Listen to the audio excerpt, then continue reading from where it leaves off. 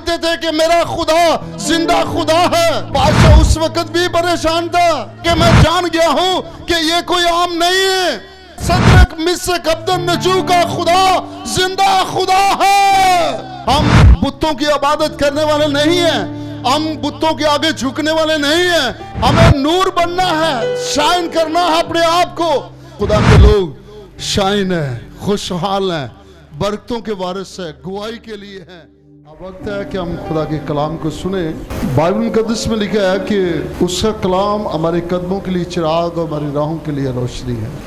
ज़िंदगी में चलने फिरने के लिए, जीने के लिए, ज़िंदगी गुजारने के लिए उसका कलाम हमारी रहनुमाई करता है, वो हमारी हिफाजत करता है और हमें महफूज रखता है। सो आज हम बाइबल मुकद्दस में से देखेंगे कि आप किस तरह आग से भर सकते हैं, यानी किस तरह कोई दूसरा बंदा जज करेगा कि आप रूह कुद्दस से भरे हुए हैं, पाकरू की आग से भरे हुए हैं।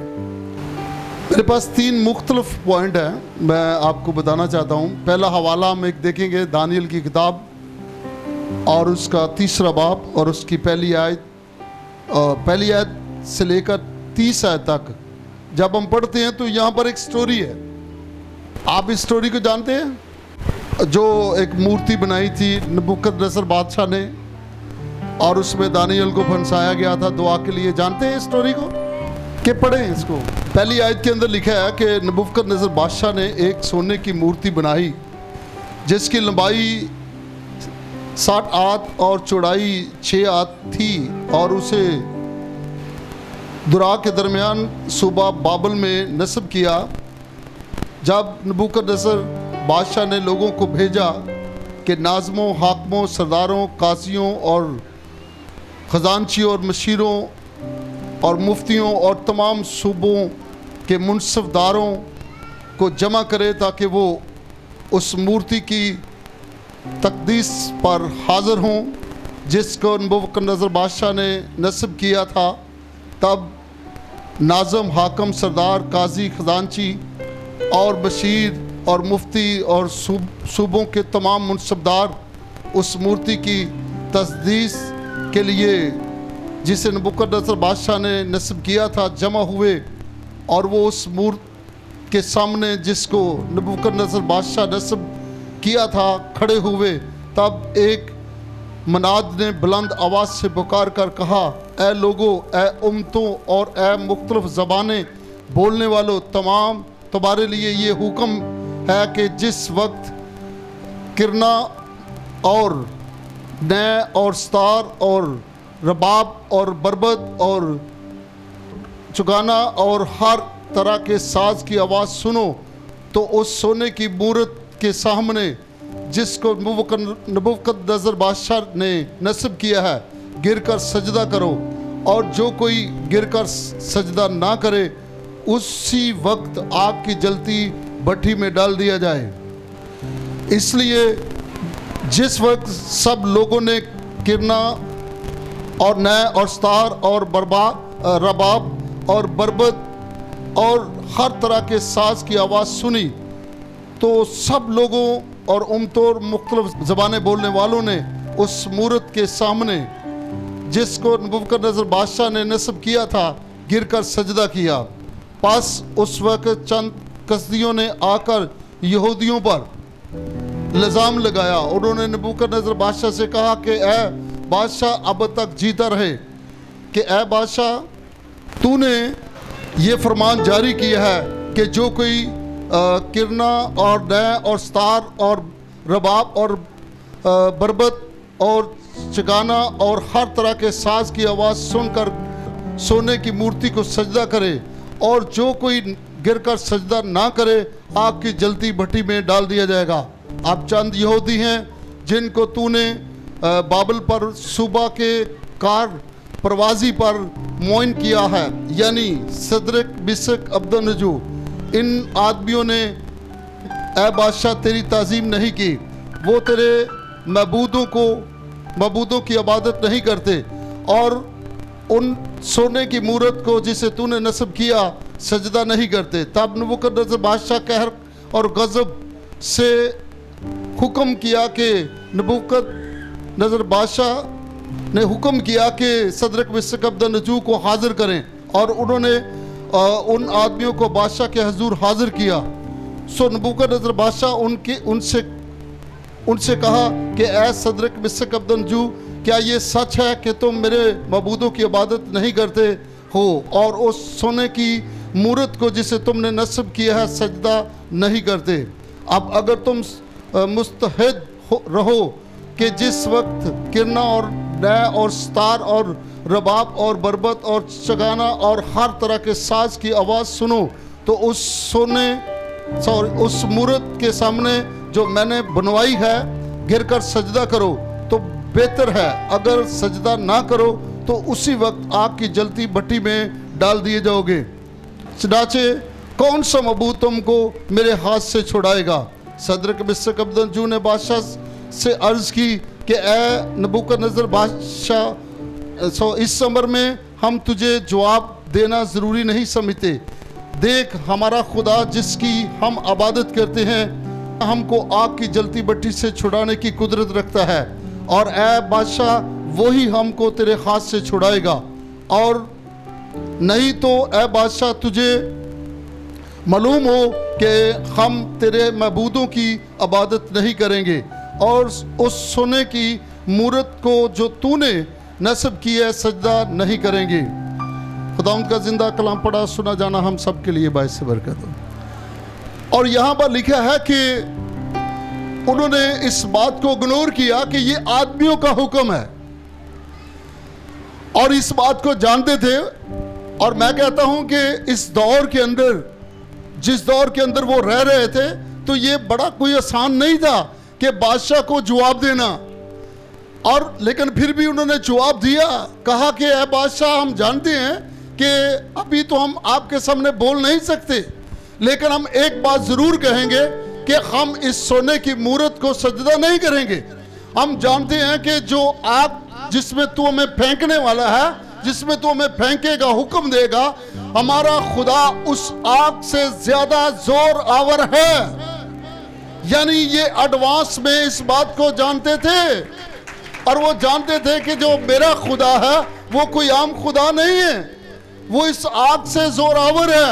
और वो इस गरज से जानते थे कि हमारे अंदर ऑलरेडी वो आग है, हम उस रूह से भरे हुए हैं, और ये रूह वो है, ये वो आग है जो दुनिया की आग उसे जला नहीं सकती, दुनिया की आग उसको नुकसान नहीं पहुंचा सकती। वो इस बात को जानते थे। तो यहाँ पर लिखा है कि हालांकि वो एक पोजीशन के अंदर थे, वो आम नहीं थे, लेकिन उसके बावजूद भी वहां पर लिखा है कि उन्होंने उस बात की परवाह नहीं की, अपने औहदों की परवाह नहीं की, उन्होंने अपने उस काम की परवाह नहीं की, उस बादशाह की परवाह नहीं की, बल्कि उस बादशाहों के बादशाह की परवाह की जो आसमान और जमीन का मालिक था, यानी जो जिंदा था, जोरावर था। उन्होंने इग्नोर किया उस बादशाह की उस बात को। लेकिन यहां पर लिखा है कि उन्होंने जब ये बात कही तो उससे साबित होता है, कभी कभार ऐसा होता है कि हम खुदावंद में होते हुए कि हमें उस जुल्म को सहना पड़ता है, और वो सहने से ही साबित होता है, यानी उस दुख को सहने से ही साबित होता है कि हम उसके लोग, उसके बेटे और बेटियां हैं। उस दुख से ही समझ आता है जब हम उस दुख के अंदर रहकर साबित करते हैं कि हमारा खुदा कोई आम खुदा नहीं है, हमारा खुदा इस मुसीबत से ज्यादा जोरावर खुदा है। तो फिर बाइबल में लिखा है खुदा उनकी उस जो उसका फेथ है उसके मुताबिक उनको जवाब देता है। लिखा है ईमान के बानी कामिल करने वाले यीशु को देखते हैं, यानी अगर आपके अंदर ईमान है तो आप उस ईमान के वसीला से ग्रोथ करते हैं। 6वीं आयत में दोबारा पढ़ूंगा। 6वीं आयत के अंदर लिखा है, 6ठी आयत के अंदर यहां पर लिखा है, और जो कोई गिरकर सजदा ना करे उसी वक्त आग की जलती भट्टी में डाल दिया जाएगा। ये हुक्म सादर हो गया था, बादशाह ने कह दिया था। और मैं ये समझता हूं कि यहां पर जब आग की भट्टी में इनको डाल दिया गया तो बादशाह उस वक्त भी परेशान था। भाई जिनको फेंका है वो तो सही सलामत आग में चल रहे हैं, फेंकने वाले मर गए हैं। जिन्होंने आग में फेंका है वो मर गए हैं, और जिनको फेंका है वो तो आग में चल फिर रहे हैं। यहां पर नजर आता है वो परेशान है इस बात के लिए और पूछता है क्या हमने 3 लोगों को आग में नहीं डाला?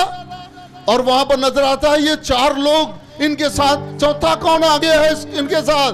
वो जो जिनके लिए आपने गवाही दी है इस दुनिया के अंदर, जिनके लिए आपने अपनी जिंदगी वक्फ की है इस दुनिया के अंदर, वो आपके साथ उस वक्त मुसीबत में भी आपके साथ होगा। यानी जिस वक्त कोई आपके साथ नहीं होगा उस वक्त उस मुसीबत में भी आपके साथ होगा। और इसलिए तो वो कहते हैं बादशाह को कि एडवांस में क्या बादशाह सुन, हम हो सकता है कि अभी आपको जवाब नहीं दे सकते, लेकिन एक वक्त आएगा कि आपको हम जवाब देंगे, आपको मालूम होगा कि हम कौन है। तो उस वक्त बादशाह जाना कि मैं जान गया हूं कि ये कोई आम नहीं है। यानी जब आप उस दुख यानी जुल्म को सह लेते हैं तो बाइबल में लिखा है जब मैं तुझे तालूंगा तो फिर मैं तुझे सोने की मानद बना दूंगा, कुंदन बना दूंगा। जब हम उस कर्म में उसके लिए नहीं गुजरते तो हम कुंदन नहीं बनते, नजर नहीं आते। दूसरी बात उसके अंदर है कि अपने साथियों से जुदा होना। हालांकि ये हो सकता था कि उनके साथी जो बाकी और भी यहूदी बड़े गिरकर सजदा कर रहे थे और वो भी कर सकते थे, लेकिन वो उनसे अलग हो गए। उनके भाई आप सजदा कर सकते हैं, आप दुनिया में रहकर दुनिया को खुश कर सकते हैं, आप इस मुसीबत की खातिर आप अपने आप को भगा सकते हैं, लेकिन हम नहीं भागने वाले, हम खुदा से अलग नहीं हो सकते, क्योंकि खुदा चाहता है कि तुम उससे जुदा होकर कुछ नहीं कर सकते। खुदा जानता है कि हम उससे अलग होकर कुछ नहीं कर सकते। जब हम जानते हैं कि हम खुदा से दूर होकर कुछ नहीं कर सकते तो मेरे अजीजों हम खुदा से क्यों अलग हो? जब हम अलग होंगे तो हम अपनी बरकतों को मिस करेंगे, अपनी जिंदगी को बेहतरी से दूर लेके जाएंगे, हम रोज बरोज मुसीबतों मुश्किलों के अंदर जाएंगे। अलग होने के लिए एक हवाला मैं पढ़ूंगा, दूसरा करंथियों अगर देखें और उसका 6 बाब, दूसरा करंथियों 6 बाब और उसकी है 17 आयत हम पढ़ेंगे। यहां पर लिखा है इस बात से खुदावंद फरमाता है कि उनमें से निकलकर अलग रहो और नापाक चीज को ना छुओ तो मैं तुमको क्या करूंगा? कबूल करूंगा। यहां पर लिखा है ये खुदा कहता है कि अगर आपको कोई निजिस करता है, अगर आपको कोई गुमराह करता है तो आप उनसे अलग हो जाओ। साबित करो कि आप खुदा के बेटे और बेटियां हैं, आप खुदा के लोग हैं, खुदा के खून से खरीदे हुए हैं आप। ये सदरक मिस्र कब्दा नजू अलग हो गए, इन्होंने बादशाह की बात की परवाह ना की, उन 200 उन तल्लकदारों की परवाह ना की, बल्कि ये जानते हुए कि हमें इसको सजदा करना जरूरी नहीं है, हमें जरूरी है कि इस टाइम खुदा की इबादत करना, यानी जाहिर करना कि हम उसके लोग, उसके बेटे और बेटियां हैं, हम उसके लोग हैं। जब मुसीबत आती है, मुश्किल आती है तो वहां पर ही साबित होता है, पता चल रहा है कि हम खुदा के साथ कितने वफादार हैं। और लिखा है ये मुसीबतें मुश्किलें शरीर और उसके लोगों के लिए है, खुदा के लोगों के लिए नहीं है। वहां पर लिखा है अगर मुसीबत खुदा के बंदों के ऊपर आती है तो वो मुसीबत उनके ऊपर रहती नहीं है, निकल जाती है। खुदा उन्हें निकालता है उस मुसीबत से। जिस तरह बाइबल फरमाती है कि सादिक गिरता है लेकिन खुदा उसे उठा खड़ा करता है, जब शरीर गिरता है तो उसे कोई उठाने वाला नहीं होता।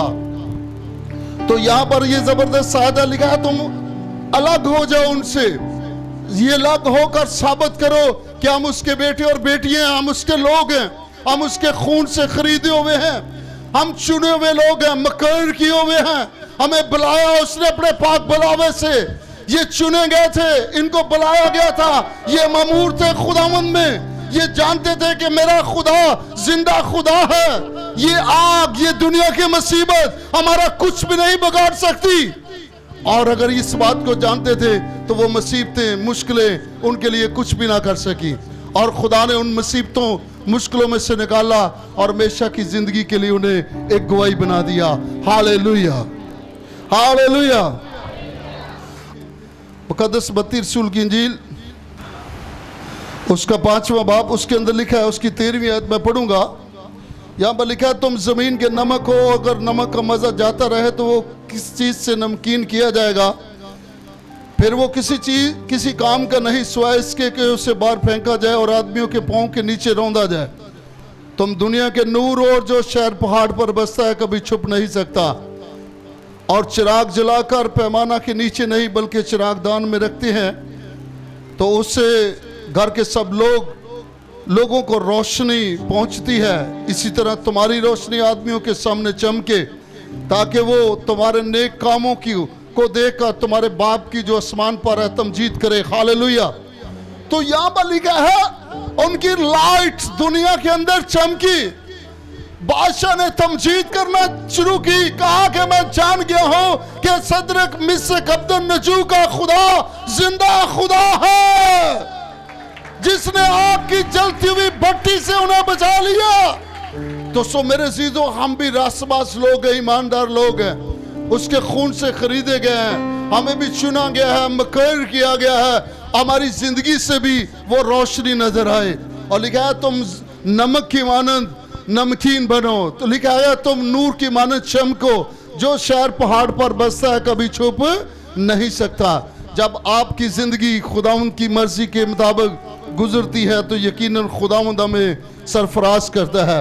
और ये बड़ी अच्छी बात है, तुम दुनिया के नूर हो। और उन्होंने साबित किया नूर बन के, ये साबित किया लोगों के सामने। दुनिया पूरी वहां पर सजदा कर रही है मूर्ति को, और उन्होंने इनकार कर दिया। वहां पर साबित किया कि हम उनमें नहीं हैं जो सजदा करने वाले हैं, हम उनमें हैं जो जिंदा खुदा को सजदा करने वाले हैं, जो जिंदा खुदा की इबादत करने वाले हैं।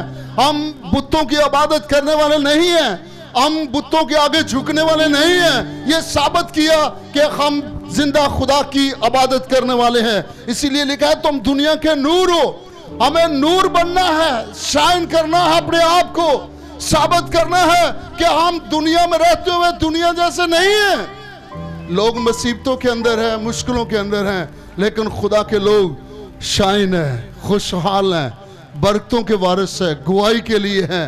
लिखा है, तुम्हें मुसीबत में साल का जिंदगी का वारिस बनाया। उसने में जिंदगी दी है, मुसीबतें नहीं है, मुसीबतें शरीर के लिए और उसके लोगों के लिए है।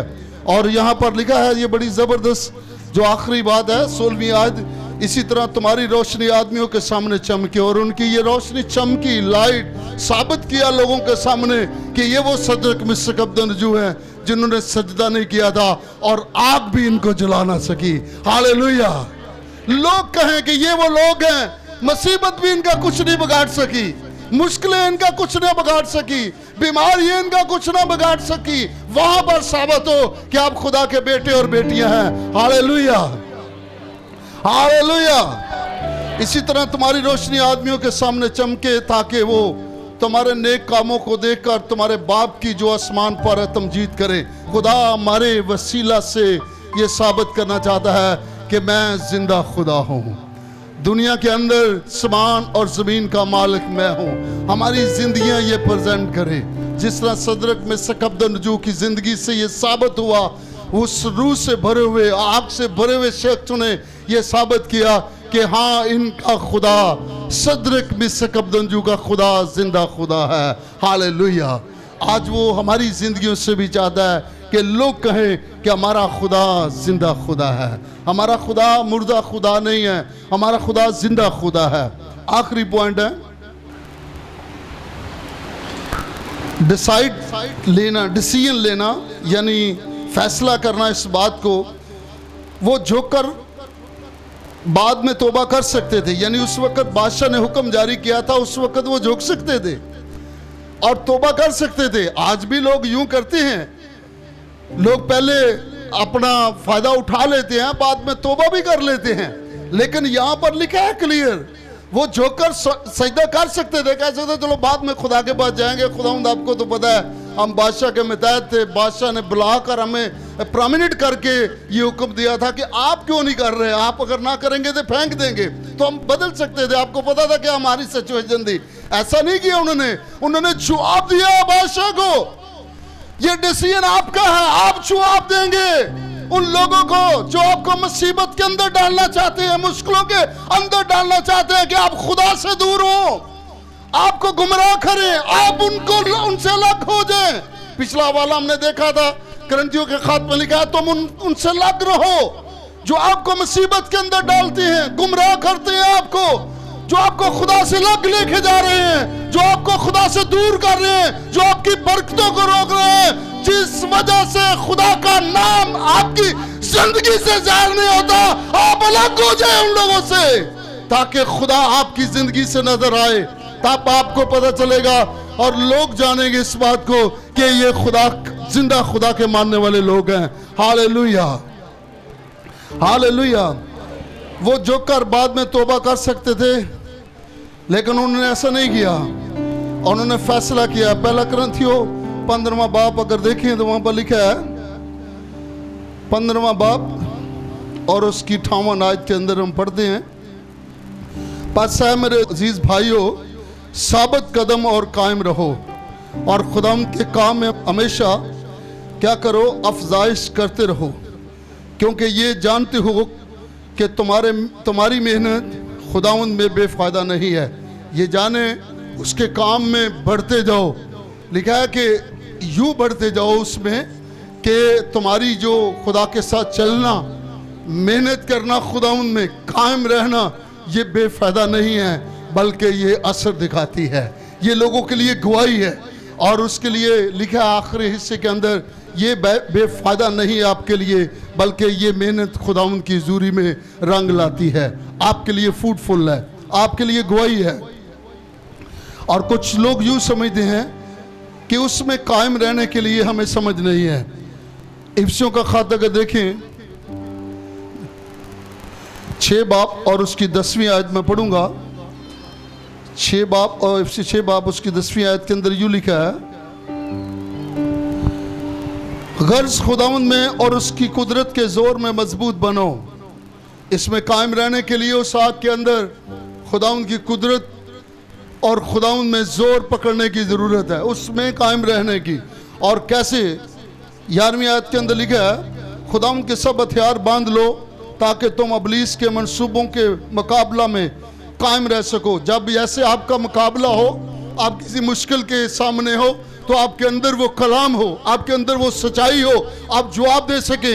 सदरक मिशक अब्दुन्नजू इस बात को जानते थे कि ये मुसीबत पल भर की है, ये बादशाह के मुंह तक है, ये उसके हुक्म तक है, ये मुसीबत हमें मार नहीं सकती, ये मुसीबत हमें खत्म नहीं कर सकती। इसलिए वो कहता है साबित कदम रहो, खुदावंद के जोर में मजबूत बनो। आप इस दुनिया के मुसीबत को देखकर गुमराह ना हो, अपने आप को बदल न दो। इन्होंने बदला नहीं, बल्कि ये साबित कदम रहे और खुदावंद के जोर में मजबूत होते गए। और वो बादशाह मजबूर होकर कहने लगा कि मैं मान गया हूं सदरक मिशक अब्दुन्नजू का खुदा जिंदा खुदा है। यानी ये साबित करना आज मेरी और आपकी जिम्मेदारी है। खुदा हमसे साबित कराना चाहता है कि हम उसके बेटे और बेटियां हैं, हम उसके लोग हैं।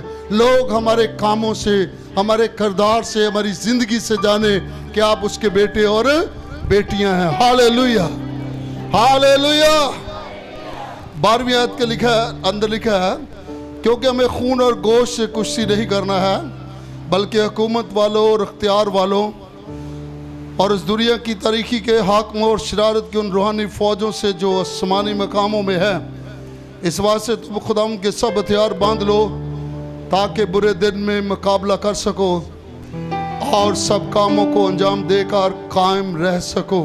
यानी जिस तरह सदरक मिशक अब्दुन्नजू उन सारी चीज़ों पर अबूर हासिल करने के बाद खुदावंद में कायम रहे और खुदावंद में रह कर जवाब देते हैं। आज वो हमसे उम्मीद रखता है, आज वो हमसे तवक्को रखता है कि हम खुदावंद में कायम रहकर खुदावंद के लिए बोले, ना सिर्फ दुनिया की ज़ुबानें बोले बल्कि खुदावंद के लिए बोले और उसमें मजबूत बने। 14वीं आयत के अंदर लिखा है, पस सच्चाई से अपनी कमर कसकर और रसबाजी का बख्तर लगाकर और अपने पाँव में सुलह की खुशखबरी की तैयारी के जूते पहनकर और उन सब के साथ ईमान की सिपर लगाकर कायम रहो, जिससे तुम उस शरीर के सब जलते हुए हथियारों को क्या करो, बुझा सको। ये ब्लेसिंग उनके साथ थी। और उस आग के अंदर, शरीर की आग के अंदर जब फेंका गया तो वो आग उनको जला ना सकी। Hallelujah, hallelujah. यानी आपके ऊपर कोई वार करे और वो वार आपके ऊपर ना चले, तो फिर आप क्या करेंगे कि इस वार से ज़्यादा जोरावर मेरा खुदा जो प्रोडक्शन करने वाला है। लिखा है कि उसका हाथ साहिबान की तरह हमारी तरफ बढ़ा रहता है, उसका हाथ हमारी प्रोडक्शन करता है। जब हम उसके बारे में सोचते हैं तो वो हमारी हिफाजत करता है, अपने वादों को हमारे लिए जारी करता है। उसने अपने वादे हमारे लिए जारी किए ताकि हम उसमें कायम रह सकें। Hallelujah, hallelujah, hallelujah. 17वीं आयत में पढ़ूंगा, और नजात का खूद और रूह की तलवार जो खुदा का कलाम है ले लो। यानी ये कलाम हमारे कदमों के लिए चिराग, हमारी राहों के लिए रोशनी है। लिखा है इस कलाम को ज़िंदगी में ले लो, ये कलाम तुम्हारी दफा करेगा और तुम्हारी हिफाजत करेगा। आखिरी 18वीं, और हर वक्त हर तरह से रूह में दुआ और मिन्नत करते और इसी गर्ज से जागते रहो कि सब मुकद्दसों के वास्ते बिला नागा दुआ किया करूं।